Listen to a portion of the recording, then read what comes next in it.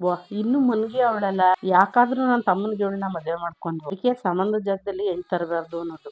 ಏ ಅಮ್ಮು, ಆದ್ರೂ ಒಂದ್ ಸ್ವಲ್ಪ ಕೆಲಸ ಮಾಡು, ನಾನು ಒಬ್ಳೆ ಎಷ್ಟು ಅಂತ ಮಾಡ್ಲಿ. ಸರಿ ಚಿಕ್ಕಮ್ಮ. ಓ ಇವಳು ಯಾವತ್ತೂ ಇದೇನೆ, ಇದೇ ಒಂದ್ ಕಾಟ ಆಗೋಯ್ತು.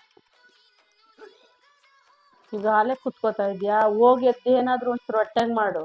ನನ್ಗೆ ಅಡುಗೆ ಮಾಡಕ್ ಆಗ್ತಿಲ್ಲ ಚಿಕ್ಕಮ್ಮ. ನನ್ಗೆ ಅಡುಗೆ ಮಾಡಕ್ ಹೋದ್ರೆ ವಾಮಿಟ್ ಬಂದಂಗೆ ಆಗ್ತಾ ಇದೆ.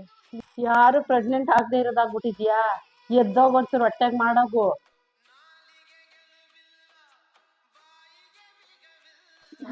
ಆಗ್ತಾ ಇಲ್ಲ.